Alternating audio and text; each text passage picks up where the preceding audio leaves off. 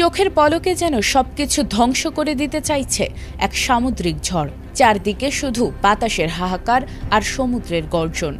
এটি কোনো রূপালী পর্দার সিনেমার দৃশ্য নয়, বাস্তবে ঠিক এমন এক আতঙ্কের মুখোমুখি কোটি কোটি মানুষ। থমকে গেছে একটি বিশাল দেশের জীবনযাত্রা। প্রাণ বাঁচাতে ঘরবাড়ি ছেড়ে পালাচ্ছে লাখো মানুষ। প্রকৃতির এক নির্মম আঘাতে কোনো কিছু বুঝে ওঠার আগেই লণ্ডভণ্ড হয়ে গেল মাইলের পর মাইল এলাকা।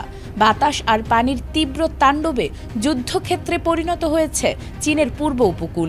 শক্তিশালী সামুদ্রিক ঝড় টাইফুন ডলফিনের এমন ভয়ঙ্কর রূপ সাম্প্রতিক ইতিহাসে কেউ দেখেনি। সময়টা তখন রোববার বিকেল 5:30। তীব্র শক্তি নিয়ে ঝেজিয়াং প্রদেশের ইউহুয়ানে প্রথম আছড়ে পড়ে এই ঝড়। সে সময় এর গতি ছিল ঘন্টায় প্রায় 150 থেকে 151 কিলোমিটার। ধ্বংসলীলা এখানেই শেষ হয়নি। এর মাত্র 1 ঘন্টার মাথায় দ্বিতীয়বার এটি আঘাত হানে ওয়েংঝৌ শহরে। জাপান ও তাইওয়ানে তাণ্ডব চালিয়ে আসা এই ঝড় চীনে পা রাখতেই বদলে যায় পুরো দৃশ্যপট। বড় বিপর্যয় এড়াতে আগে ভাগেই শুরু হয় মানুষ বাঁচানোর লড়াই। ঝুঁকিপূর্ণ এলাকাগুলো থেকে চোখের পলকে সরিয়ে নেওয়া হয় 10 লাখেরও বেশি মানুষকে। শুধু ওয়েনঝো শহর থেকেই ঘর ছেড়েছে 9 লাখ বাসিন্দা। প্রাণ বাঁচাতে বন্ধ করে দেয়া হয়েছে সাংহাইয়ের ডিজনিল্যান্ড এবং বিখ্যাত সব পর্যটন কেন্দ্র। বন্ধ হয়েছে 200টিরও বেশি ফেরি চলাচল। বাতিল করা হয়েছে 1500টি ফ্লাইট। 1000-এরও বেশি আশ্রয় কেন্দ্র এখন শুধু ঘর ছাড়া মানুষের ভিড়। তবে ঝড় তো কেবল শুরু, আসল বিপদ যেন এখনো বাকি।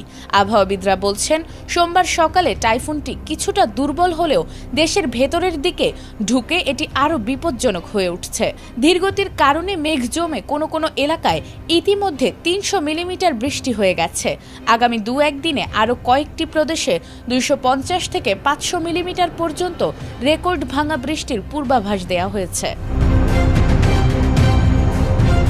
ইতিমধ্যে ফুঁসে উঠেছে কিয়ান্তাং ও ইয়ং সহ প্রধান নদীগুলো। যে কোনো সময় নদীর বাঁধ ভেঙে কোটি মানুষের ঘরবাড়ি ভেসে যাওয়ার আশঙ্কা করা হচ্ছে।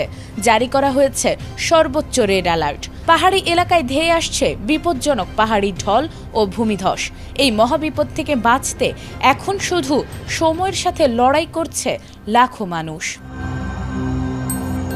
নাজমুন নাহার জান্নাত, এটিএন।